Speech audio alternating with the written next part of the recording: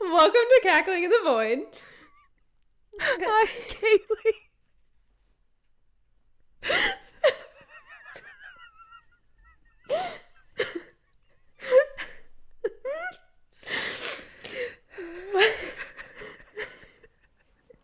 And she's Ashley. I'm just gonna start over again. We're two best friends. Welcome to Cackling in the Void. I'm Kaylee. Ashley. And let's see if the void echoes back today. We're two best friends diving deeper into the void, talking about Iron Flames, chapter 52 through 54. Good job. Good job. We did it, Kaylee. Good job. We did it on our first try, too. Obviously. Why would it take us multiple takes to do the same intro that we do every week? That's that we've been crazy. doing since March. That's insane. Good God. Well, we hope that you are doing great today yeah. and are having a great week so far. We're jumping right on in with chapter 52. We actually are doing a bigger chunk. Surprise, surprise, we're doing 3 chapters. It just flew a little bit better. But we're jumping right on in, and we are going to start with the fact that the Venom are only 4 hours flight from where they're actually at, which is kind of scary to think about. And they are attempting to still become a squad in the midst of this extreme pressure, basically. Yep. They are at Rhiannon's sister's house. Yep, her name's Reagan. Yes, they're at Reagan's house, and it's kind of fun to see them once again kind of feel like this very like familiar feeling within Rhee's house, because we did get to see a little bit of Rhee and Violet at the family's house in book 1. Yeah. And, you know, everybody's there. And it openly says, like, all 18 of them are there for the first time outside of Ryerson House. And also, this is the first time Yesenia's there. And Sawyer and Yesenia are sitting by the fire together. Also, we were told that we're saying Yesenia wrong. I was pretty sure that it was spelled with a Y. I was too. Is it spelled with a J? On this copy I have open, it's spelled with a J. Okay, then we'll have to check the book, like the physical copy I have. I mean, you would think that the PDF is the same, right? That's true. I mean, but maybe for copyright infringements, it's not. Sorry. I'm sorry. I wanted to throw it out there.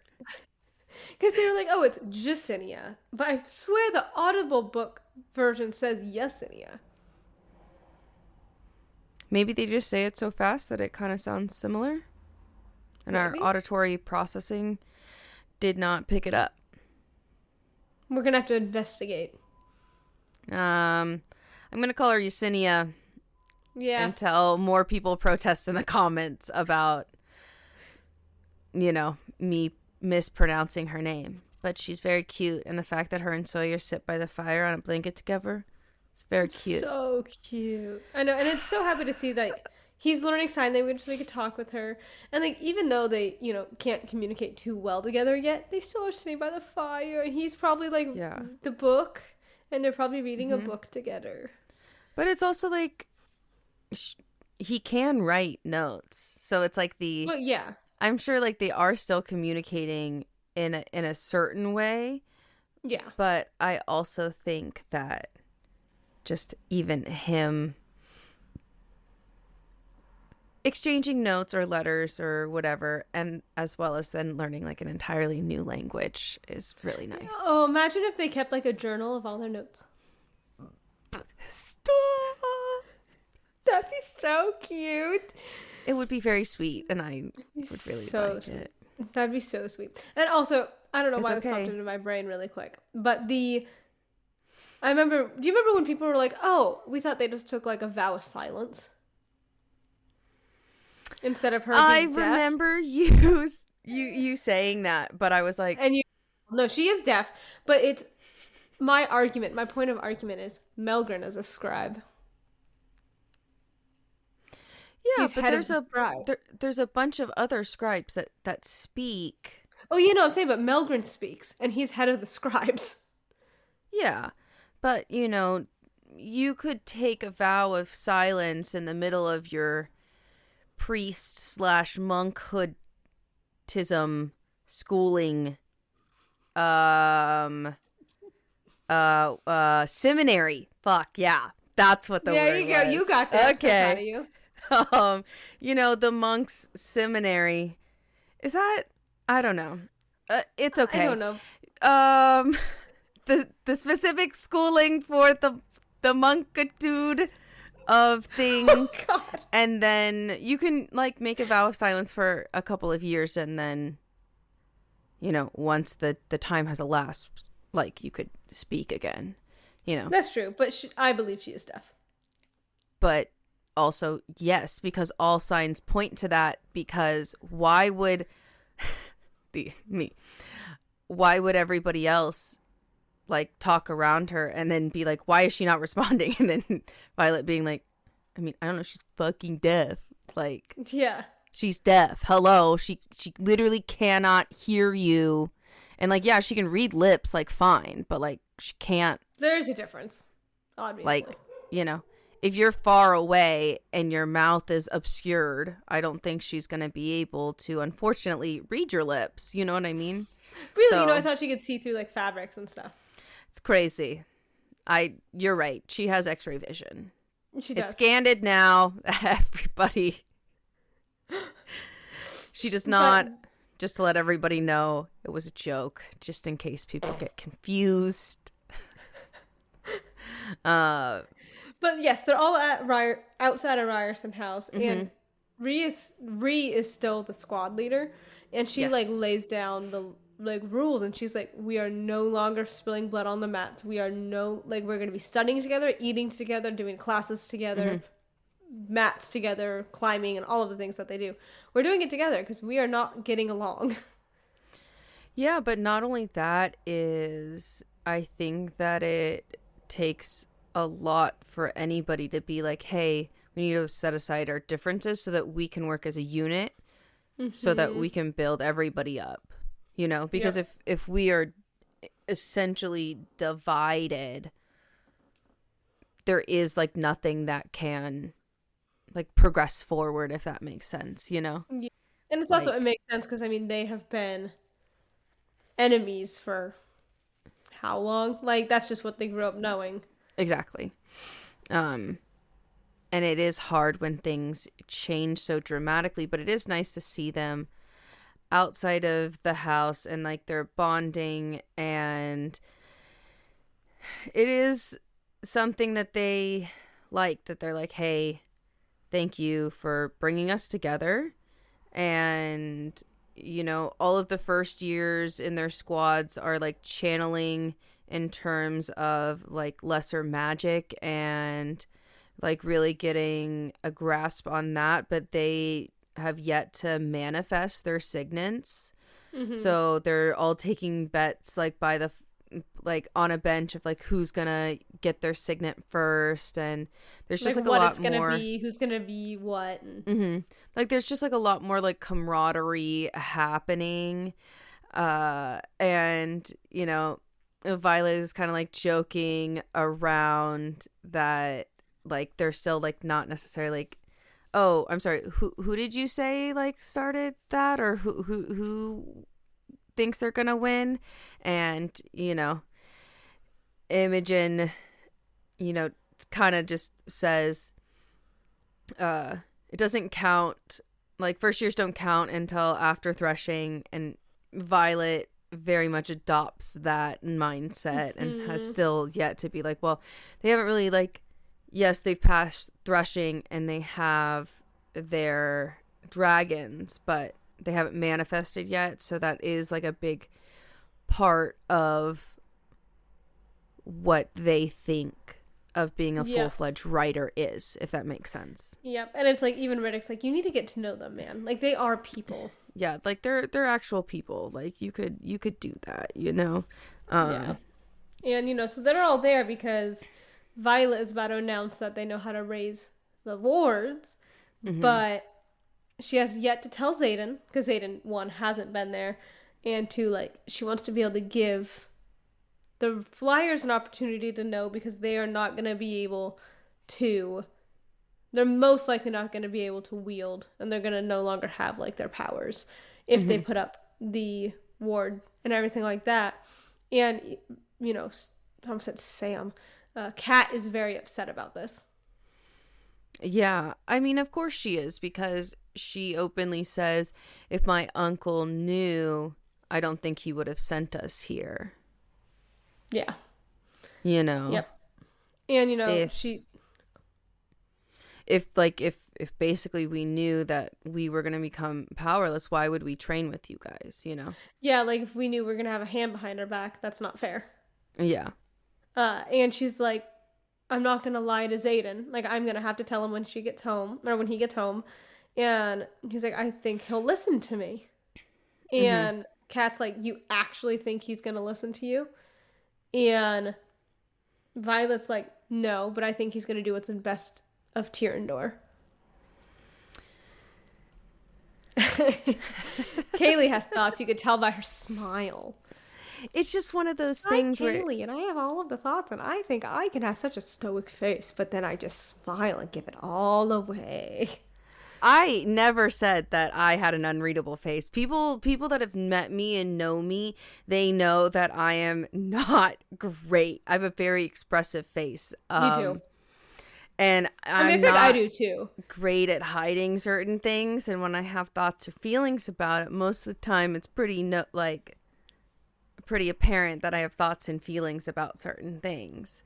I just feel like, yeah, in a way, she is like, oh, well, it's for Tyrandor, and like, hopefully that's the way she's justifying it to Kat. But to be quite honest, like he literally just proved that it was for you, that he would throw everything away for you. She does say that. She's like, I'm just not going to let Kat know for me as well. But she still believes full-heartedly that he would do no matter what it takes to save Tyrandor. Yeah, sure. We can let her think that. And it's very interesting because even after her interrogation, oh my god. When she was down like being interrogated and tortured, after she was being tortured, he was like, I would watch the world burn to make sure you were alive. Like, he openly says it, like, he doesn't care. He only hopes that she's alive. Yeah, he made it pretty cut and dry about what his feelings were about the situation, you know? Taryn and Andarna both agree with Violet that this is the honorable choice. That this is... Yeah. You should let your squad know. You should give them the choice before you go and do something. These are our allies, and we need to treat them as such. And I think, like, that is a very, you know, like they said, an honorable thing to do when it comes to protecting everybody. Because, you know, at the end of the day, that's one of the main reasons why they even invited the Flyers, was to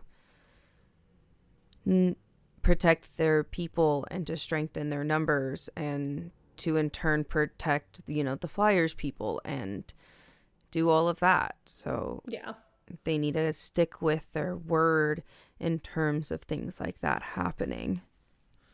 Yeah, and it's like, yes, it's in best of Tyrandor, but it's still like, a city's only as good as its people. So. And Ree kind of goes into it and is like, hey, I just wanted to let you guys know that as a squad, we define this as family. We're going to be open and we're going to be honest. And obviously, Kat is, very upset about it. But Yeah. that's kind of like the terminology that they keep using. Like, we're a family. And if you want to leave because you don't want to be in a place where you're not going to have all of your magic, we understand. But we wanted to give you the choice before everything goes up. And then they hand out conduits that Violet has been filling up that are imbued, and they say, we weren't going to leave you guys unarmed if you decided to stay. We are going to give you extra runes, extra, conduits, things so that you would still be protected and you weren't just, left out high and dry. So And we do I think love that that. that's... But again, like she said, they're family. Like, they don't want their family to, come in contact with a venom and all of a sudden you're no longer be able to defend yourself. Exactly. And then we kind of flash from them being in Rhiannon's sister's house. Reagan, thank you. I was like, I'm just gonna call her Rhiannon's sister for forever. It's fine. From Rhiannon's sister's house into Violet having another nightmare. She has been having a lot of nightmares throughout the entire book. But this nightmare is a little bit more intense, wouldn't you say? Mm-hmm. Oh, for sure. And she's like, he's never touched her, and he actually grabs her throat this time. And she's like, wow, and Darna and Taryn aren't there. Like, I can't get to them. It's the same thing. It's a dream. It'll pass. And the sage is kind of going on, and he, is like telling her to wield and telling her to wield, and she's like, and he does say, the rest turn for power, but you will turn for something much more dangerous, much more volatile. And then, in the dream, she's like, no, no, I won't. And he's like, you will. You'll tear down the ward yourself when the time comes. Yeah. That's a very intense dream. That's scary. Imagine just being haunted by this, venom, this, that you saw from, one of the scariest days of your life. Yeah. Where you lost one of your best friends. Mm-hmm. And, you went into a coma, too. You got really hurt, too. Yeah. And so it's, really interesting to see how this is still haunting her. Yeah. And, so then they kind of meet at the flight field after. This is the same day, but later, obviously. And, Zoya and Violet are talking, and she's like, hey, are you doing okay not being executive officer? And he does say, he's like, if they can stay knowing that we might strip away their power, I can handle not being an executive officer, which is very, very mature of him. Mm-hmm. I would agree. Yeah. And, so they're about to do flying for the first time in a long time, and even Riddick is like, wow, we haven't flown more than 30 minutes a couple times. We've really just been hiking the mountain and, in the path of Drelo or whatever. Yeah. And he's like, I miss flying. And Andarna's like, I want to go with you. Andarna really wants to go. And she's like, I flew a whole hour today. I can do it. Which I think is fun because she is just really trying to, prove, hey, I can keep up. I can. Let me go. Mm-hmm. And then Taryn is like, hey, you can't do this one. And that's okay. This is just going to be really intense. And, she's kind of just arguing. He's like, I kind of wish I didn't agree with you to bond. He's getting really annoyed because she's just getting so snappy. And, he says it, adolescence. All the time. He constantly is like, this is annoying now. I hated this. Why did I say that it was okay? Why did I fought for your place? I don't know. This is a lot, you know? Yep. And, they are kind of being sectioned off in different groups based on like their abilities and everything like that. And Zayden ends up getting back, and she's like, "Oh my gosh, it's Zayden!" And Ree's like, "I'll cover for you. You can go because we love Ree. She's a diehard friend." And and so she goes to Zayden, and Zayden, is happy to see her, and he has a beard. I know it's because he hasn't been home, but I need to point that out because we mentioned it about Dane last time, and I'm like, what is with these men growing beards? And I know Kaylee's like, well, I could see Zayden having a beard. Yeah, I could see Zayden having a beard for sure. Not a long beard, but like a little, but like a nice, like well kempt, like maybe like close to the skin beard. Not like a bushy beard, like not like a bushy beard, but like like very close to the face beard. Yeah. More than a 5 o'clock shadow though. Yeah. Yeah. But not enough where you could tell it's a beard but like not a bushy beard. Yes. There's a difference between having a really bushy beard and a not bushy beard. There is. It's true. And just saying. And she's like, "Oh, like I have something I want to discuss with you." And he's like, "Oh, what?" And she's like, "Well, not right now. We need time to discuss." He's like, "Are we going to argue?" She's like, "No, it's just it's something that we need time to discuss." Mm-hmm. And they did not have it at that moment. And he's finally like, "Okay, at least like tell me what it's about." And she's like, "Oh, I know how to raise the wards." And he's immediately like, "Oh, let's go do it right now." And she's like, "No. Like, I have to go do this flight thing." And he's like, "Oh, I'll do it and have it ready by the time you get back." And she's like, "No, you won't. You need Taryn for it." And then she kind of walks away. Yeah, because like it's I understand with why he wants to know right away, but she was like, "Hey, like we should talk like when I get back. Not a problem, about it." And also it is fun to see Garrick because he says hello. And we haven't really seen much of Garrick this book because he's kind of out with like, the front lines and being an officer. Yeah, we really have not. Like that. Mm-hmm. And, he's like, "Oh, like it's good to see you, Vi." And then, kind of is just messing around with them. And he is like, "I'm just doing my part in trying to help your communication thrive in a healthy adult relationship." Yeah, that's kind of a thing.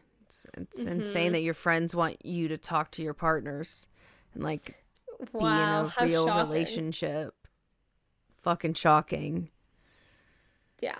And then, Imogen chimes in and she's like, "Well, what do you know about healthy adult relationships?" Which we're all waiting for Ree and Riddick. Nope, not Ree and Riddick. Nope. God damn it. Imogen and Garrick. I was like, are Rhea and Riddick like your deep soul ties? Like you're like, they really are. Yep, obviously. This is my biggest ship ever. No, I'm sorry. No. Rhea and Tara all day, every day. I'm here for it. They've been dating on and off for like 2 years now. Like who? Rhea and Tara?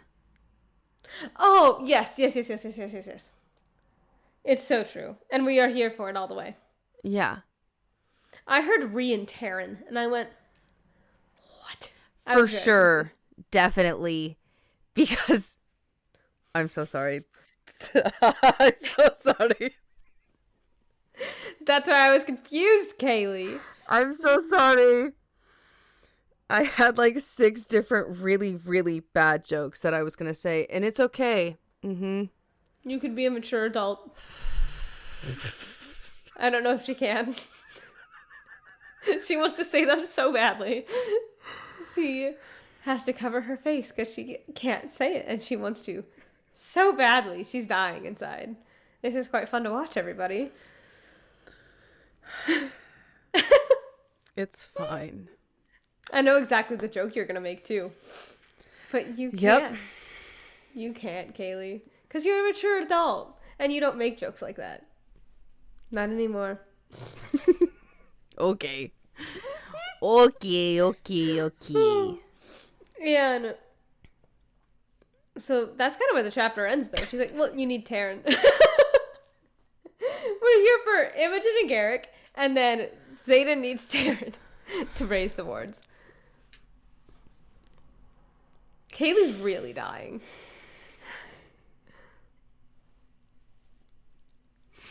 And that launches Breathe, us Kaylee. into chapter 53. Wow. Kind of like a short, all in all, like, chapter. Kind of just, like, launches us into that. So This is the transition chapter from chapter 52 to 54.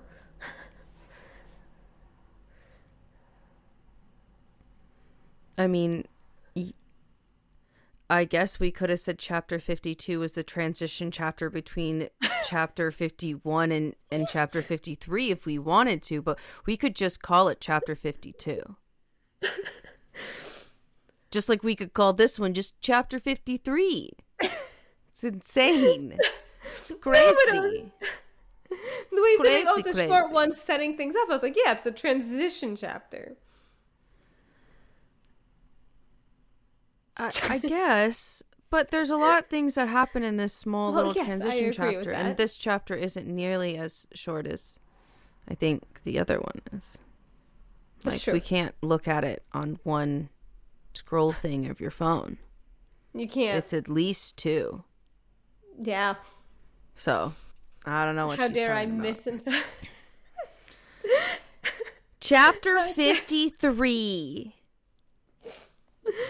Kat and Darna and Violet and Kat's Griffin, Kira, as well as other squad members, are exploring this cave during their flight maneuvers because they're supposed to find a box. A good box. Yeah. Yeah, Like, it's kind of like war games, but, like, not Mhm. war games. Yeah. And Taryn doesn't really like it, obviously, because he could not fit into the cave with Violet. So that's why Indarna is there with them, because Indarna was like, I'm small enough to fit in the cave and you can't. Ha ha ha. I will literally. protect her. And you know she was so happy about it, too. Oh, I know. Like, that was a very, very happy little baby dragon. When she was like, it's me! It's my turn! I can go into the... Into in the cave. Into it. I can do it. Which I'm very excited to see that that's a thing. They get into this cave and they realize that it is pitch black. And lo and behold, humans do not possess night vision, so they can't really? see anything. You know, I didn't think... you don't have night vision, Kaylee? And did you just ask if I had night vision? Is Yes, that what yes, you I asked did. me? Yeah, it was being sarcastic. Well, I was gonna say, I was like, do you invite me into your home? No. The answer is always yes. First of all, Avery invites me into your guys' home all the time. Without me here? No, it's your sleep. And then if they don't invite me in, then I stare longingly from the window. And use Anyway. mind powers to get in. I mean, no, it's fine. She doesn't get the joke about why I need to be invited in. Because you're a loser. You're right. Just too polite. But anyway, Yeah. it's dark. And Kat's looking for the light rune stone, and she can't find it. Kind of asks, like, oh, can Indarna breathe fire? And Darna's like, I can't breathe fire yet, but I'm fully capable of protecting Violet, obviously. Yeah. Um, Violet's like, oh, like, that's really smart to bring the ruins. And she was like, apologize. Like, oh, like, I'm sorry, I didn't think of that. And Kat's like, did you just apologize to me? And Violet's like, yeah, I know when to apologize. Like, I can admit when I'm wrong. Which I think is so funny because I'm sure that she just like wanted to hear it, because it's interesting when you think about it. They would assume that people would just kind of like, Kat kind of just continues with that arrogance that she has. And I love like Injarna's like little like quibbit to it was like because Violet's like, Violet says, wow, oh, wow. she has such confidence, like Yeah. even like when she's saying things like this, and Indarna's like, it's not confidence, it's arrogance. Confidence Like is she not the doesn't have. word that I would describe a flyer as. Yeah, she's like, well, that flyer doesn't have the skills to back up the word of confidence. Which I think is so funny to like hear Indarna even kind of say things like that. Yeah, and so then Sloane is there with them. Yeah. And Kat is kind of like starting to pick a fight with her. And Violet immediately is like, don't pick a fight with her. And Kat's like, oh, because you feel guilty for her brother's death. And she's like, because I promised him I'd take care of her. So if you have any anger towards her, you're going to aim it right here. Yeah. Which, so valid. Because also, I mean, that is what it is. Like, I hate to be that person, but Violet does shield Sloane a lot of the times because she does feel guilty. And she can call it something different if that's how she needs to phrase it for the outside world. But the inside thoughts that we have seen make it seem like she just does feel like that sometimes. Yeah. And, Sloane does say, like, it was wrong for him to ask that of you. And this is the first time we've heard her say that. And she's like, because you already have to carry the weight of protecting Xaden's life, it was wrong for him to put me on there, like that list too. Which is really like you already sweet. have like, we so really much haven't going on. Yeah, and like we really haven't seen. We've seen Sloane really slowly start break out of her shell and like break down those walls, especially around Violet. And so it's really nice to see this like a combination of her finally being nice to Violet. Yeah, it is. It's so interesting. So as like this kind of exchange is happening, they're still in darkness, and Kat finally brings out a torch because she can't find the rune. Yep. And she ends up lighting the torch as Ashley yawns at me and thinks that I don't notice because she looks at me like this. Oh, I didn't do anything, but maybe if I look at her like this, you won't know. Oh my gosh, how interesting! What an interesting plot. Crazy. Wow. Kat pulls out a torch and Violet says, "Oh wow, that's really smart of you to bring a torch in a cave. Like that's really smart of you to like carry a torch just in general, because I would have just had the rune." And then she kind of remembers and she's like, "I thought you weren't good at making light runes." And then Kat kind of just responds, "I didn't make it. So and so made it." And whoever's the best at making these runes, we just make a lot of it and then we distribute it amongst the flyers. And Violet's like, wow, that's such a really smart, like, that's a really good idea. And she was, and Kat's kind of like, it's so interesting because, like, you guys are so proud of who you are that you guys wouldn't share. Yeah. Like, it's crazy that you guys call yourselves a family and you don't share. So, like, it's really interesting. And she, Violet or Kat also says, she's like, well, you clearly haven't been scared of the dark yet. Yeah, which is something that I'm sure has happened before in Poor Meal. And just thinking about the fact that she has that with her, griffins can't breathe fire.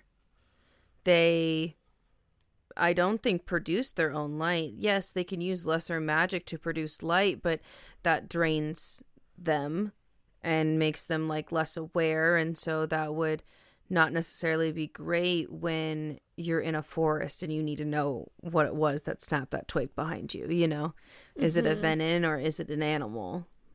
So that's definitely something to think about. And also like to think that Kat has been scared of the dark. That Kat has been put in the situations where she's like, hey, if I don't have a rune, then carrying a torch is the next best thing.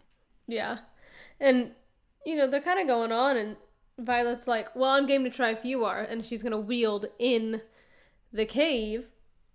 And so they were able to light the torch. And Kat openly is like, I hate how powerful you are. And Violet's like, it's not about power, it's about control. Yeah. Which is something that, you know, Violet is learning. Which is a fun thing to see her be able to say to Kat, that she's like it's not about being all powerful, because for so long that's what she had to be.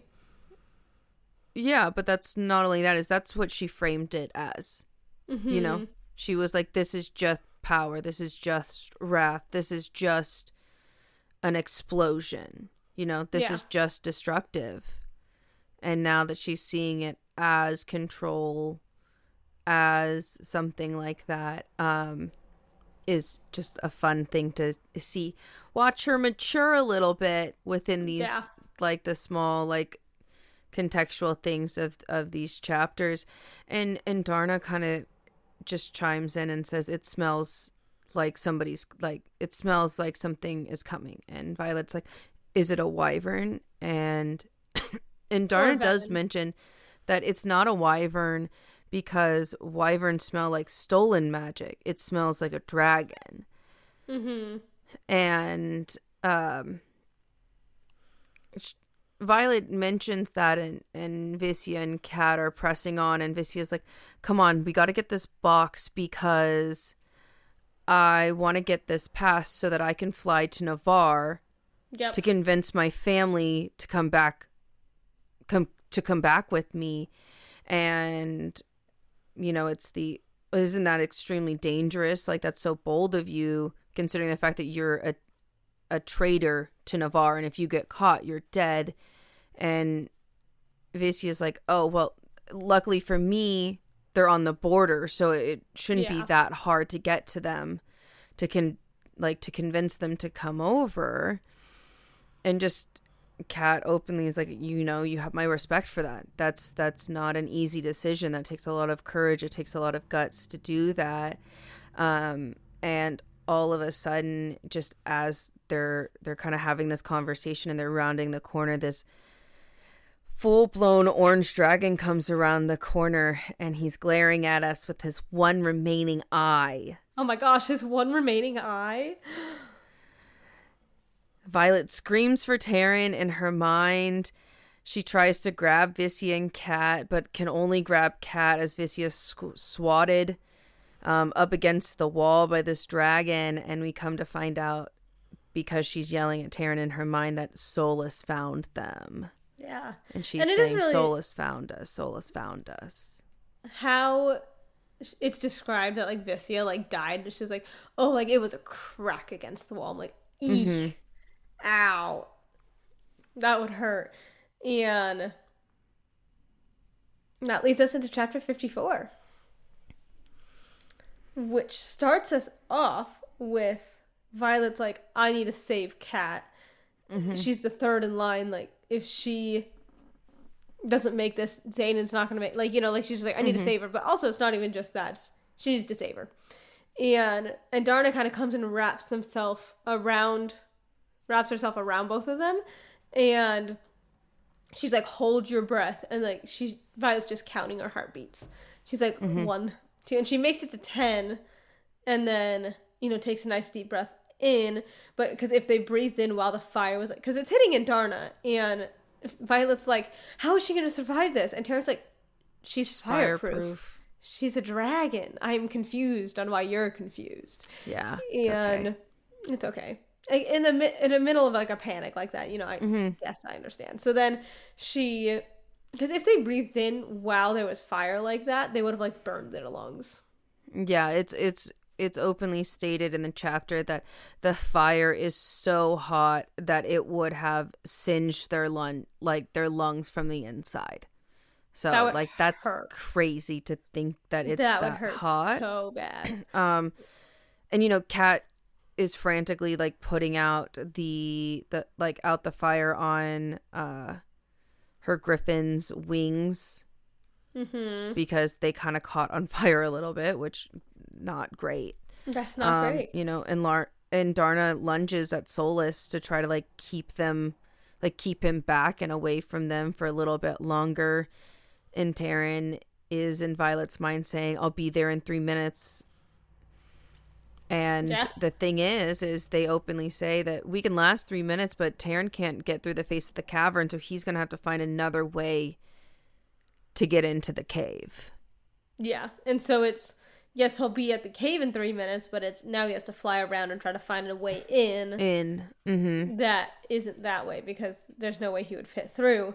And, everyone's kind of like, well, how the fuck do you kill a dragon? Because they've never had to kill a dragon before. Like, this is a very new thing for them. This is not a common occurrence ever. You don't kill dragons because dragons are a ally.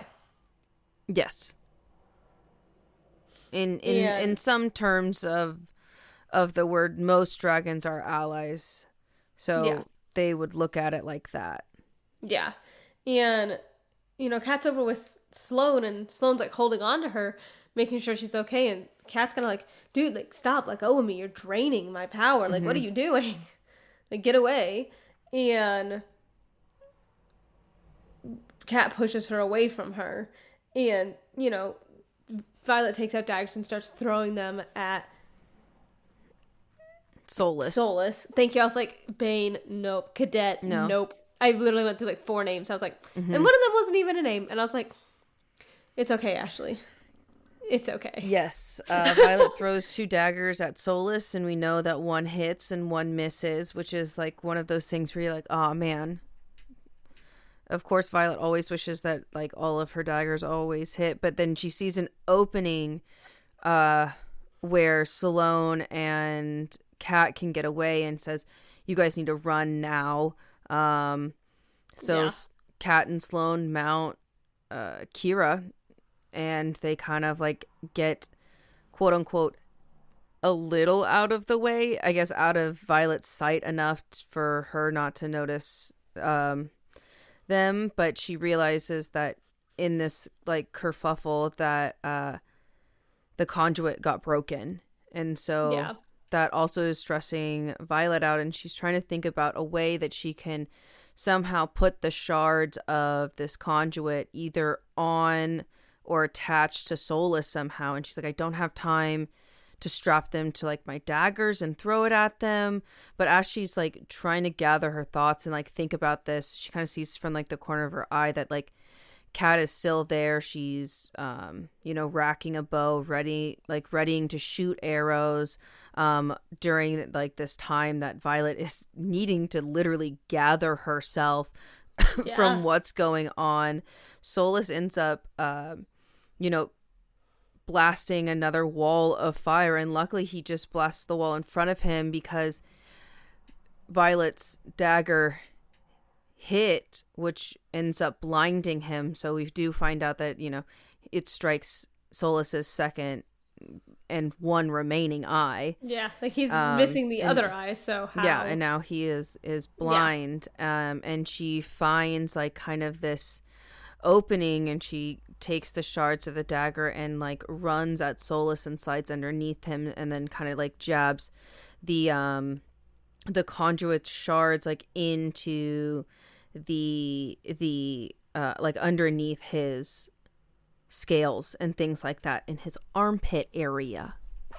She wrote that down and was like, that was a great way to describe it. She was so proud of herself when she like read through her notes. Well, because first of all, she doesn't say man, and now she stabs him with the conduit in his armpit, because that doesn't sound as cool as like It does she not. slides underneath him and jabs the shards into in between his scale, underneath his underside and his arm. Okay, well, we could tell that was a fucking armpit. We're cool. Anyway, but it's like specifically the fact that it's underneath the scales right there, and that it is really close to him. And she starts, like she backs away and just starts like trying to channel energy into the conduit as she's backing away, and he's flailing as the stream of lightning is coming at her, like at him and towards that conduit that's like in his scales now. And he thrashes some more and like hits her with his tail, and she goes flying up against the wall and hits the ground. Would you like to describe how you... Kaylee made a point of this.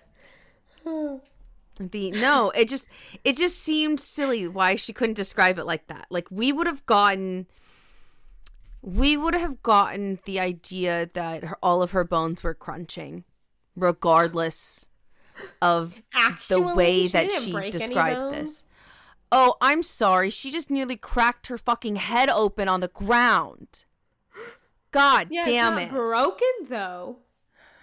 Okay. But it does describe, like, she hits her ass, then her back, then her head, and just like... Yeah, up against the ground. Regardless, she hits everything up against the ground. And then there's ringing and, like, yeah, flashes of sight. Like, she's kind of not doing too hot like, she's anymore. Obviously, like, slowly going in and out of consciousness. Like, the impact was hard enough to make her lose consciousness for a bit of time. And, she's just realizing that she's being drugged to safety, and she, like, looks up, and all she sees is Liam's eyes, and she's, like, thinking to herself, am I dead? What's going on? Like, what's happening? Yeah, like, I must be dead. Then, there's Liam. Exactly. And Darna just is flying, like, comes, like, flying at them almost. They have to, like, kind of maneuver out of Darna's way that's flying out of, like, coming at them, basically. And she's, like, basically been thrown off soulless, but she's taking definitely a chunk of dragon with her. And then she charges him again, and Violet, Cat, and Sloane are now out of the cave, or in the cave mouth at least. And they're hearing, like dragon fighting ensuing, and she's like, they're hearing like a really big, large dragon scream, and then just everything goes silent, and Violet's mind does not, and just is constantly, is she alive? Is she okay? I can't lose her. Is she alive? Is she okay? And Taryn says she lives. And then he's fine. Sloane is like looking at herself, and like backs away and has said, I didn't mean to. I drained you. Like, are my eyes red? I swear I didn't mean to take anything from you. And then, as like, obviously this is happening out, like in the outside world, but in Violet's mind, she hears Taryn say she is as Naolan was. So we can say that she is very much a siphon. And,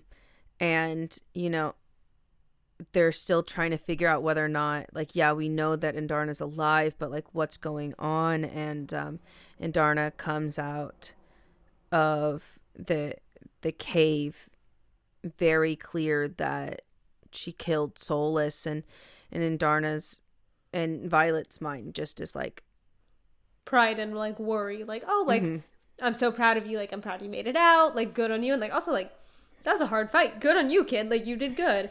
And Violet couldn't put her shields up in time before Taryn like fills her and like yells like Slayer to Indarna.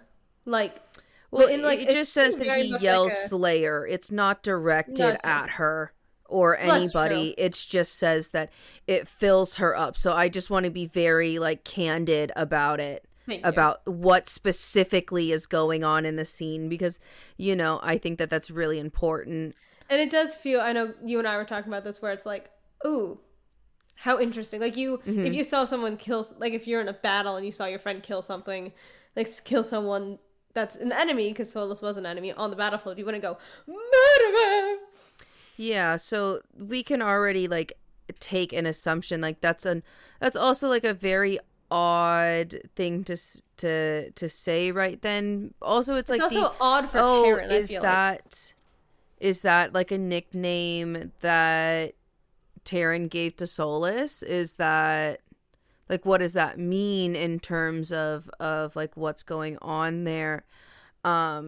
Because that's where that scene ends, is that basically Violet blacks out. That's the last thing that she hears and the last thing that she feels is that and she is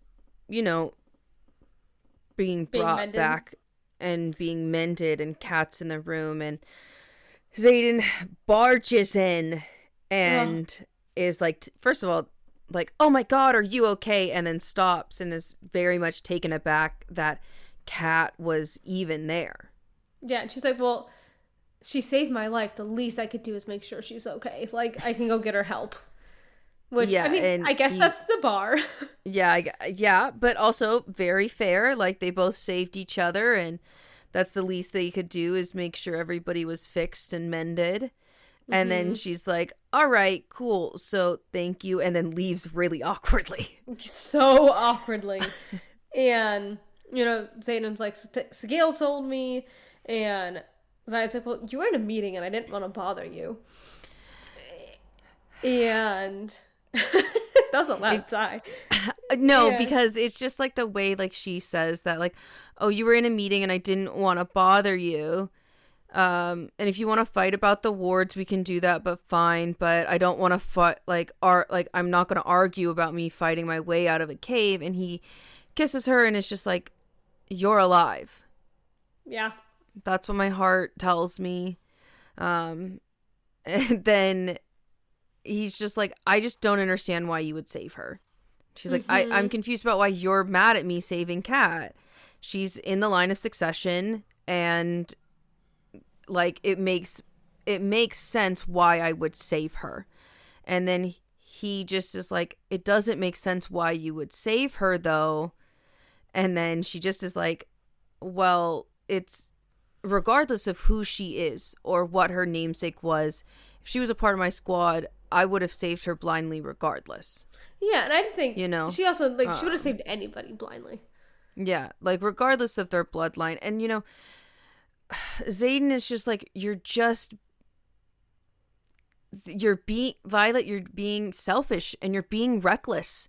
And like, and Violet is just like, I was not being selfish or reckless. Like, her death would have triggered yours. So of course I saved her. Like, who am I to you're basically trying to villainize me for saving Kat, but like, you have to think about like the grand scheme of things. And he openly was like, it just doesn't make any sense for you to save her when like she's third in line. She's not even first, she's not even second, she's third in line, number one.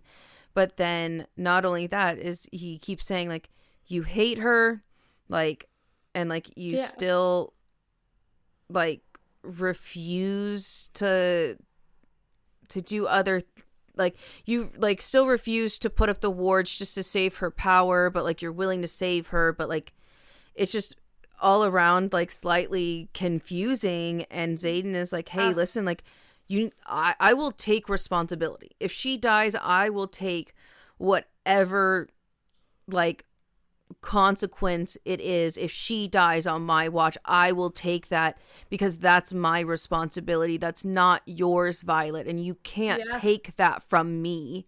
Yeah, and it's also, and then he does say, like, he's like, and he was and like, like you said, well, raise the wards. He's like, and you put your life in front of hers, and she's like, for you, and he's like, well, all I want is you. Yeah, and it's like, she's like, if, and He openly Like, says, like, I will take responsibility if she dies on my watch. I don't care, but not you. yeah, Never like never you. you. Yeah. You know? Um, and Violet is obviously like, that doesn't make any sense. Like, I'm my own person and I can make these decisions. And Violet and Xaden is getting frustrated. You can openly see, you know, within some of these conversations that now he's just getting kind of frustrated. And he was like, oh my God, I'm trying to do everything in my power to respect your freedom and to keep you safe at the same time. And she's like, oh, and because he says, and I don't know what you're doing here. And Violet just starts laughing. And she was like, keeping me safe. That's really interested. Like, that's really interesting because I feel like I just get it mixed up for you deciding not to kill me on every single day. Yeah. And like Xaden is like, well, there it is. There it is. You finally fucking said it. And are you going to finally ask me about the deal with your mother? And that's where the chapter ends. Big ending. So we get to see their conversation next week. Yeah. Do you have any thoughts? I feel like we kind of spread through a summary. Do you have any thoughts on it? I mean, I don't know if we sped through it only because it was very it was very quick. It was kind of hard to nitpick one or small thing. It was like just very such a detailed too, but it's also like the idea of like, I would love to know like people's opinion. Like, do you think Violet is selfish for not raising the wards immediately in favor of the Flyers? Like, do you think like that's a selfish choice to not? No, it's a selfless choice. And Violet said, and so Xaden's mad that she's being selfless. Yeah, but in turn, she's being selfish because you're right. She's being selfish because she's not considering the whole picture sometimes. Yeah, which is also the other reason Kaylee has opinions. Why sometimes I am very much a girl's girl, and I'm going to say this. I'm very much a girl's girl. And I do think that, you know, but I also think that there are good points on both sides, and sometimes I agree with Xaden points a little bit more sometimes.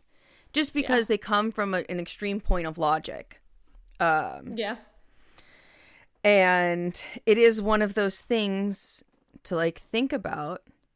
Do you think that Violet is really being selfless when she doesn't want to put up the wards to protect hundreds of people in a city that she basically rallied a bunch of people to become traitors?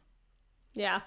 And then to send letters to their prospective families and bring them over in secret drifts and droves and convoys and like, you know, and smuggling them literally across the border.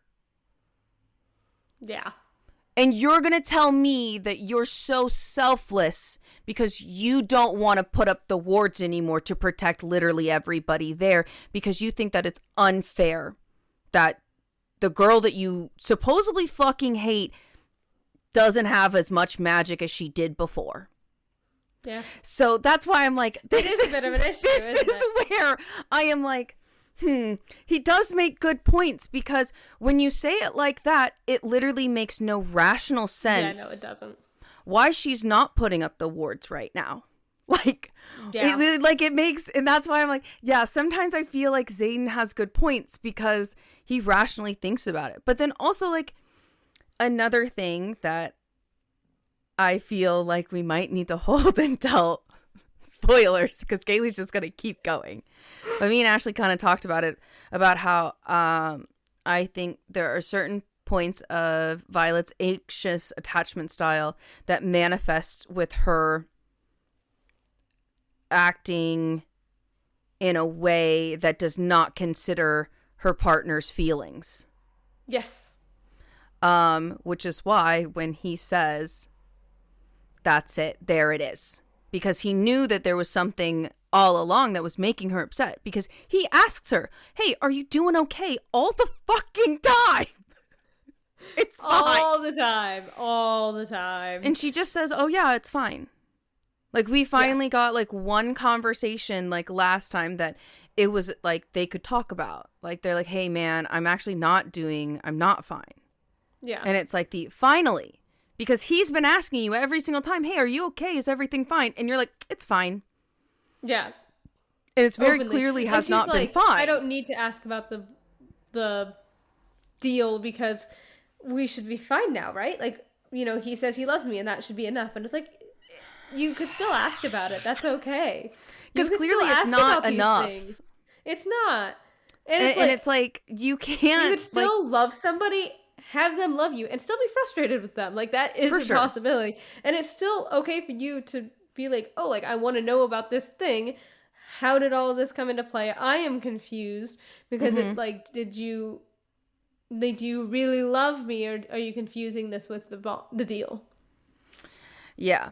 But, you know, we don't actually know until next chapter. Yeah. It's just one of those things where it's like, I'm like, sometimes it makes me frustrated. This is why I think that they're both toxic as fuck for each other. Yes. Don't care. I'll say it time and time again. They're both very toxic. But thank you guys so much for tuning in for our review. And now we're going to hop on over to our spoiler section, right, Ashley? Yes, we are. And so if you're here just for the non-spoilers, you're here for just our book review and just kind of talking about the book in that sense, we love to have you. We'll see you next week. Make sure to like, comment, subscribe, download all of the buttons. And we do have an email list now where you can get some behind the scenes, some Q&A, some polls, and a couple other really fun things that we're really excited for to start cooking up and stuff like that. And we also have a Buy Me a Coffee if you would like to support us in that way. We'd appreciate it. And so we're gonna obviously start off our spoiler section in the same way that we do every single time with our, excuse me, lovely beginning excerpts.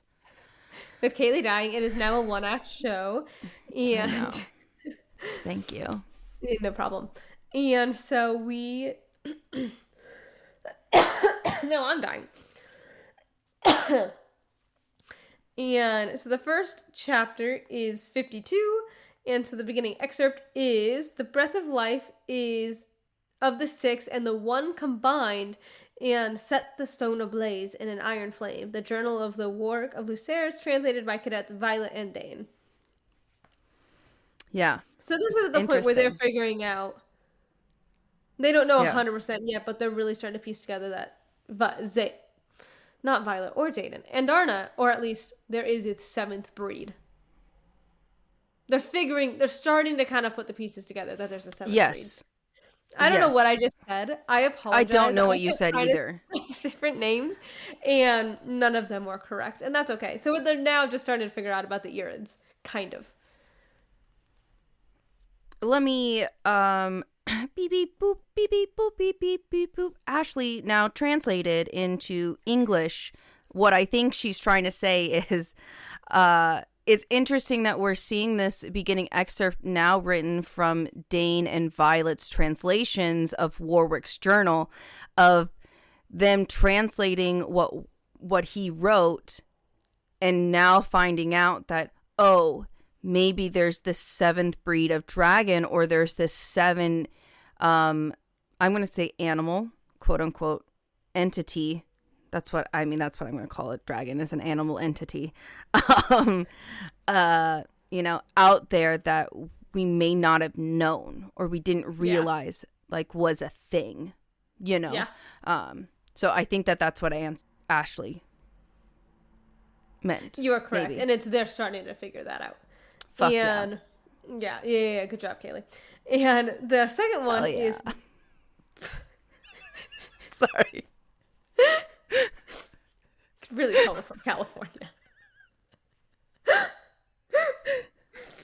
And the second beginning excerpt is the art of imbuing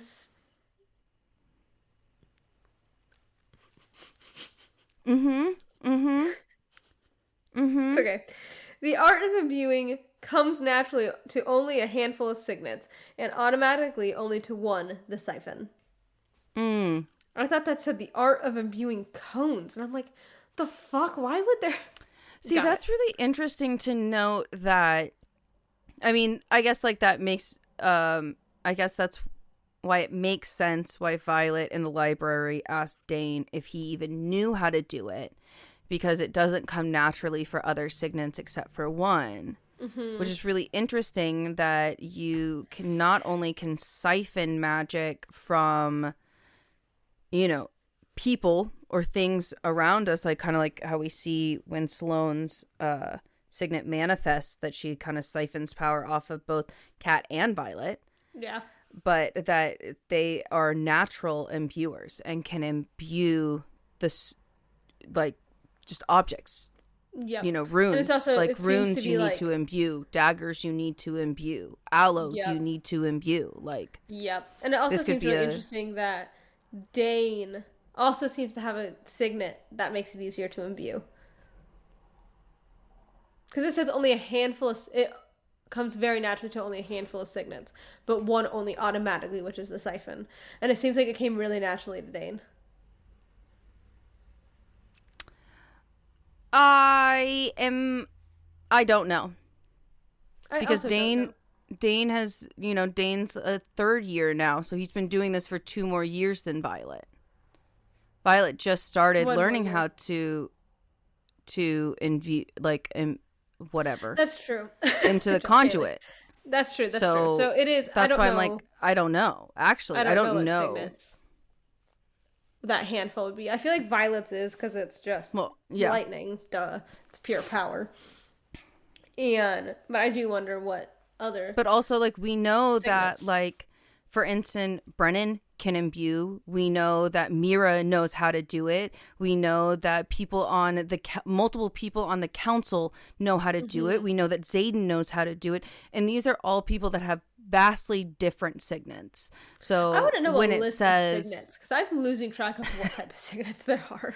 Yeah, like when it says that, like, oh, only a few it comes easier to, I'm like, Everyone but it's very can still do it, but so it takes time to learn, but yeah. it naturally you're able to do it first go right away when you're a siphon, which is, I think, interesting to note, especially as Sloane manifests. Especially as Sloane manifests as a siphon, It is. But I also think that that's interesting to put, because why would a siphon why would it be used to imbue and not just take, Yeah. And that also kind of foreshadows for the end, because it does. Sloane imbues Violet's mom's power through her into the Okay. ward. Sorry. What Ashley means is Sloane siphons Violet's mother's power through herself and imbues the stone with Violet's mother's power that she is siphoning off of her. That is what Ashley means. Yes. Yeah. Violet's mom through... Yeah, but you're not... She's not imbuing Violet's mom. No, she's imbuing the stone. She's siphoning Violet's mom to imbue the stone. That is correct. And I just want people to be very clear what the difference is between imbuing and siphoning is. I just want people to be clear. Thank you, Kaylee. You're welcome. And the third beginning excerpt. That's right. Third beginning excerpt. I'll say one thing for Dragonfire. It kills quickly. Yeah. Thank you, Leori. To be quite honest, without Indarna, they all would have been dead in that cave. Absolutely. Because, griffins are not fireproof. We literally saw that, proof in the cave when Kira's feathers kind of caught fire. And Cat's, putting them out. Yeah. So. We see it, and it's... And if you really think about it, that's scary, because they're fighting dragons, and they're fighting wyvern, and it's interesting to see how, they're... I mean, it makes sense on why they're not fireproof, but how much more of a danger they're in then a dragon against Wyvern. Yeah. Yeah. But the first topic this was not, they were pretty quick chapters, but there's big spoilers in these chapters for sure. Yes, I would say that the first big one is the nightmare that Violet has. That is very clearly Xaden's. Yes, we very much get to know now. I mean, if you've fully finished this book and read Onyx Storm, that you'll know that was Violet's, the nightmares that she has throughout this book is her starting to manifest her second signet and we also see that Xaden is always with her when she has these nightmares. Every time. Like, she rolls into Xaden every time after. And so you can kind of piece it together that it is his signet. Or his dreams. Her signet. His dreams, yeah. Her signet, his dreams. There we go. Thank you. Yep. Just to be clear. And this is the first time the sage touches, we're still going to say Violet just because, but it's technically Xaden. Yeah. Like the first time he touches her. The scene. Yep.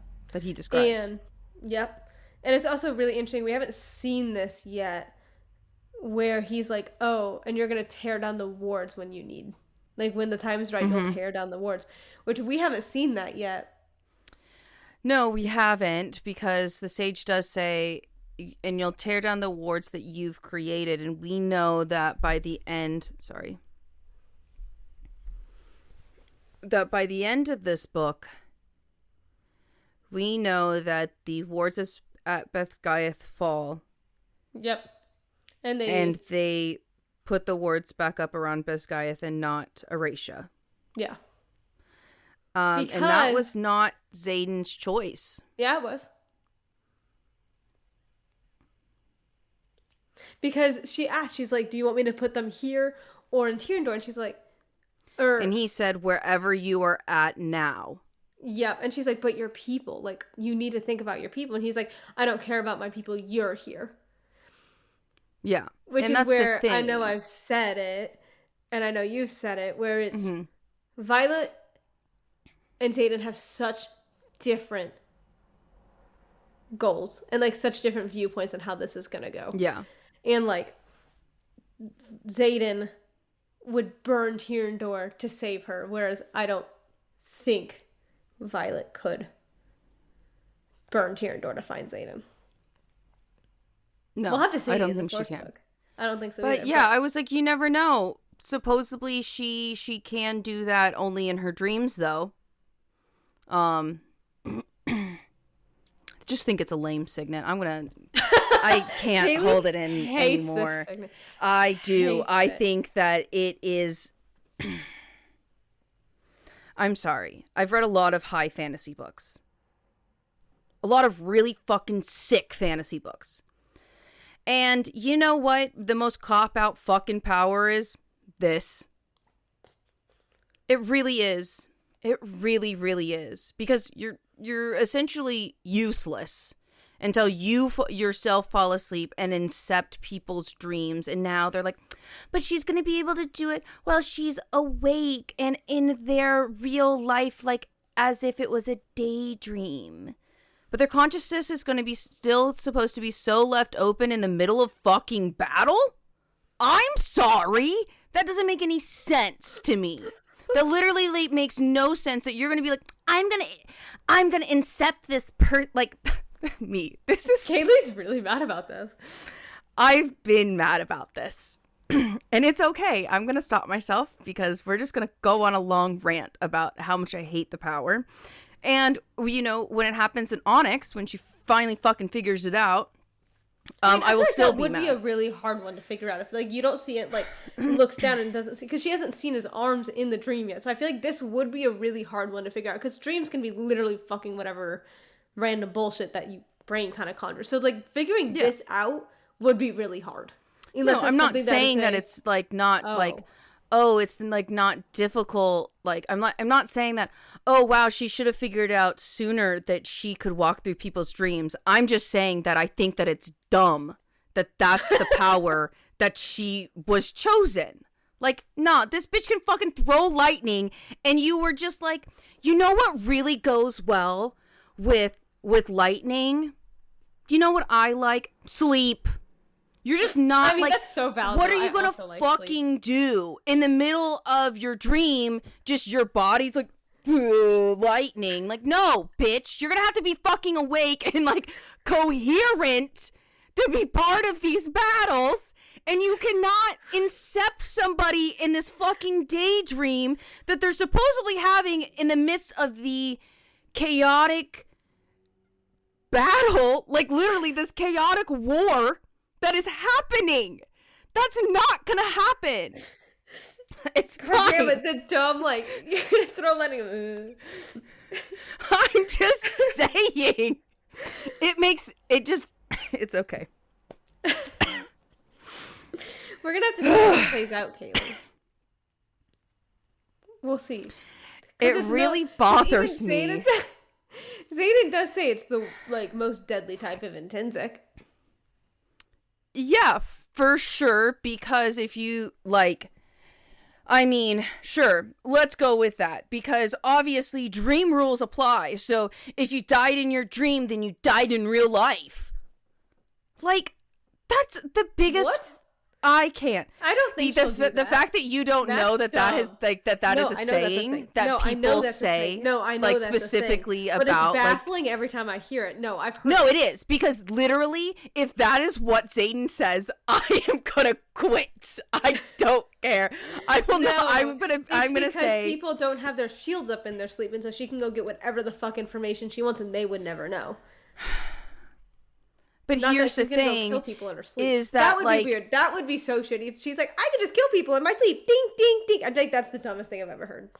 No, because why do I feel like that's what's gonna happen? Because and or she's gonna go into Zayn's mind and fix him from becoming a Venom, which you can't fucking do. No, so it's they like have to look inside.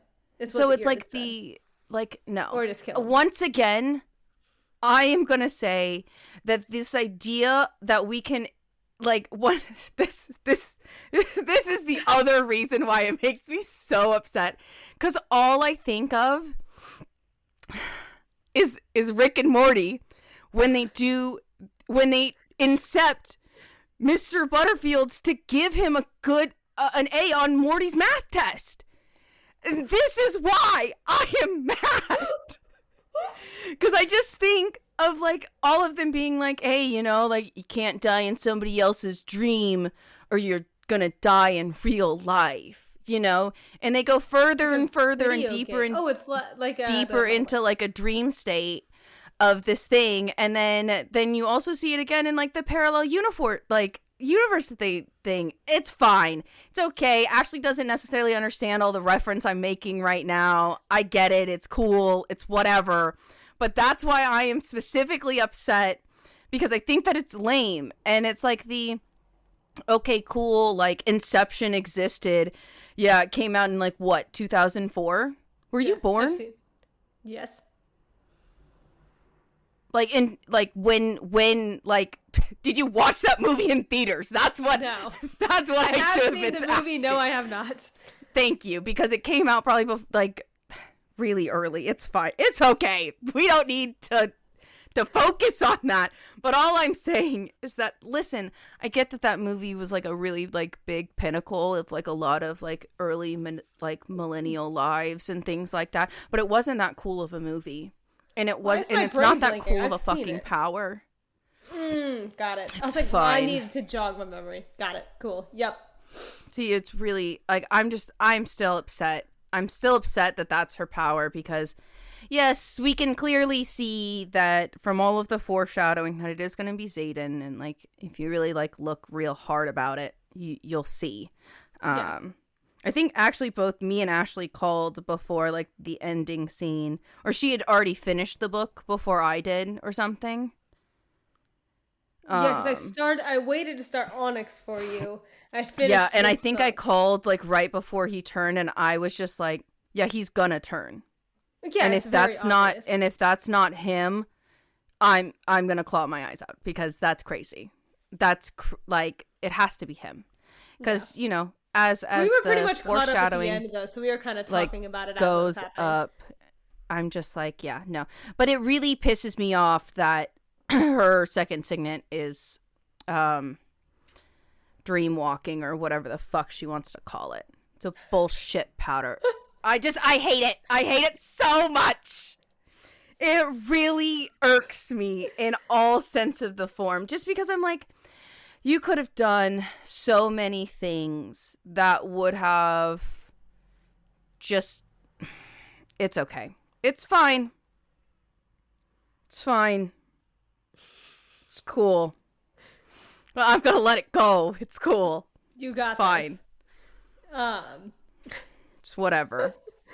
Also, just like thinking about second signets, they do kind of like mention in the chapter that Ree, like that's why they were okay that Ree's dragon bonded her because they are further apart in the line. Yeah.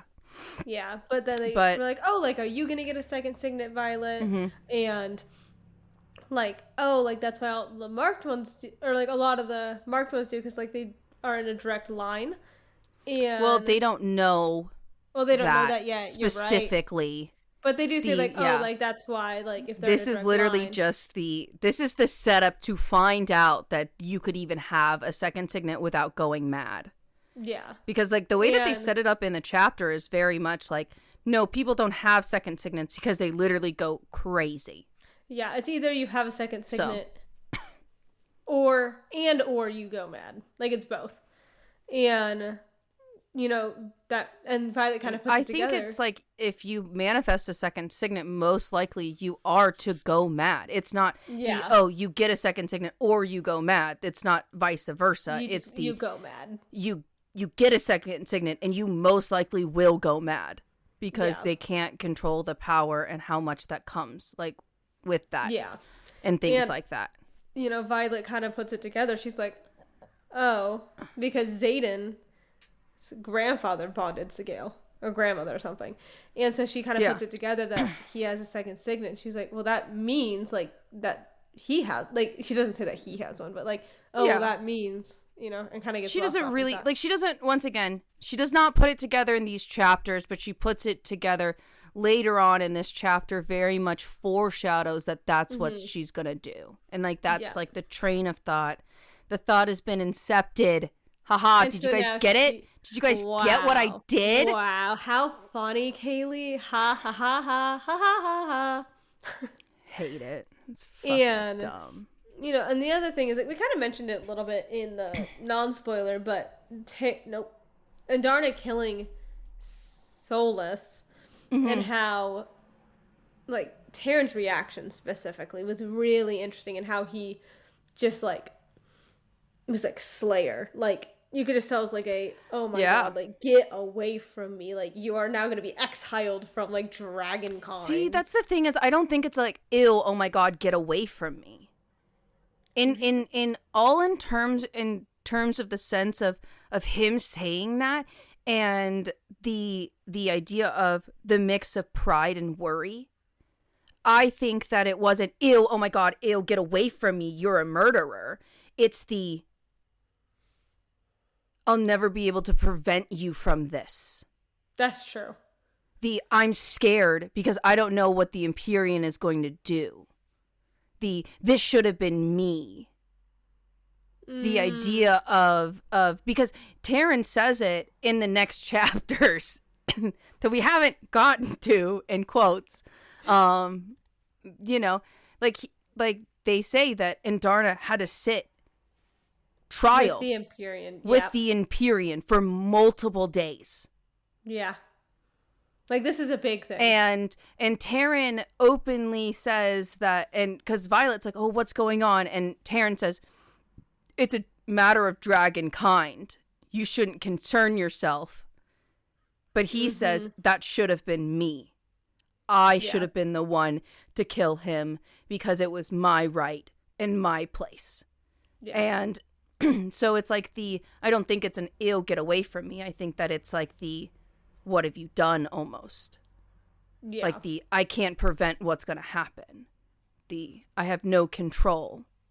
You know, I don't think it's a repulsion. But it's the idea of we are going to be exiled. Like you will be treated differently. Things are going to happen that you may never be able to move on from. Yeah, because it's also like dragons don't kill each other. Like it's no matter if they're your enemy or not. What if it's for your rider or if not? Like they don't kill.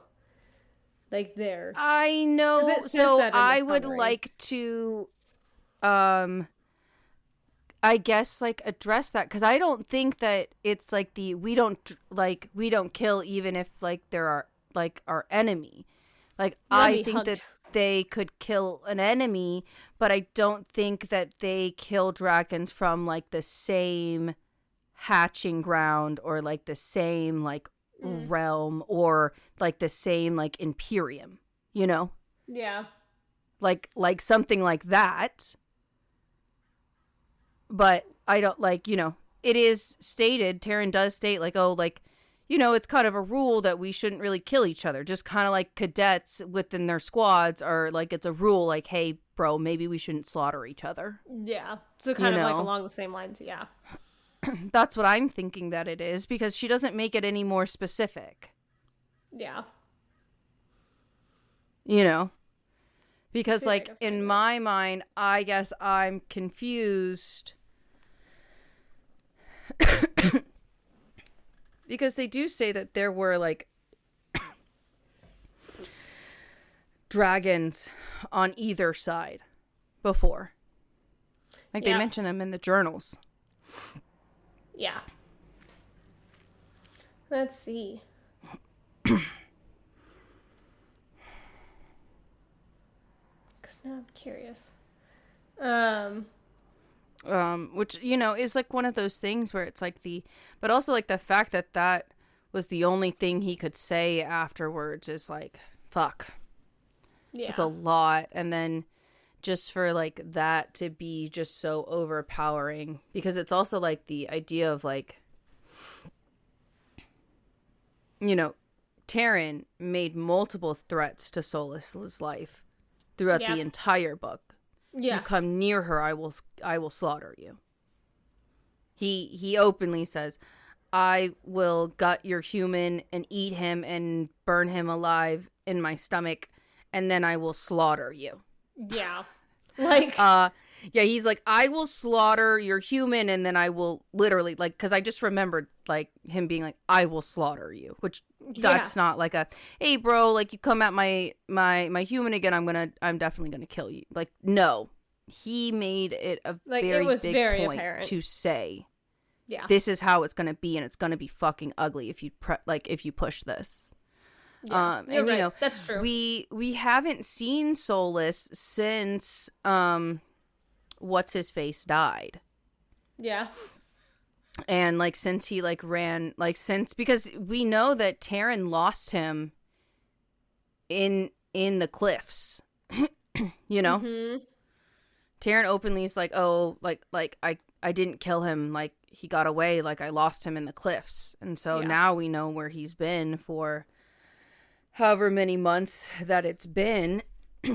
And also interesting to see him still alive, you know, seeing that he could detach himself from his rider. Yeah. Especially his rider was killed not cleanly.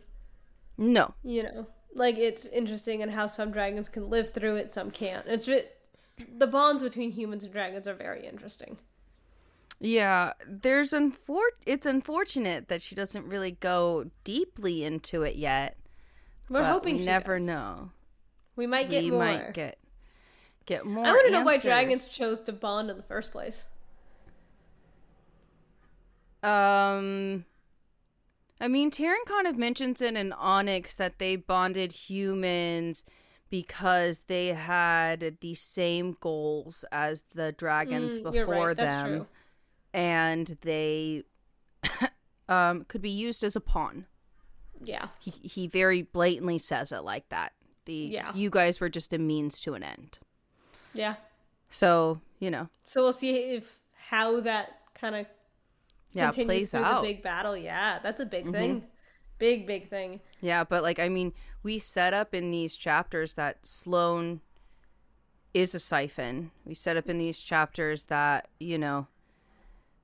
the Flyers are most likely going to lose their powers after the wards go up. That that it needs to be the dragons, not the riders. That Xaden, that Xaden and Violet are finally going to talk about the deal that he made with her mom. That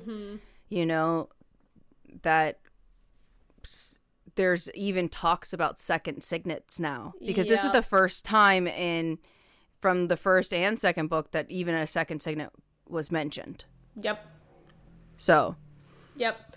And it's a lot of things are being set up within these next 3 chapters. Yeah.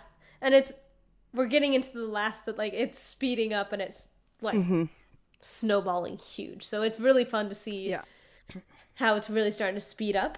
And I'm excited to see this. We're getting so much closer to the end, which it is coming soon. Not super soon, but it'll be soonish. Soonish. So yeah, but that's fun. It's exciting. We're so close, and it's so interesting to see again just all the foreshadowing that really was put in. And I mean, even if it's a foreshadowing for the the next chapter, it's still so there. But I know, once again, there was foreshadowing for book 3 and book 1, the foreshadowing. And once again, the foreshadowing from book 1 about the ending of the book. Yeah, that the 3 siblings are. We're so here for it. The battle is gonna happen. It's gonna be there. Yeah. So we'll see. We'll have to see. Yeah. But with that, I feel. Do you have anything else to add? Nope. That's it. Yeah. Well, thank you all for coming. We loved having you, and we look forward to seeing you next week. If you guys can hit all of the buttons, likes, comments, subscribes, we'd really appreciate it. And the last thing that we have to say to you is, what did the void say to you?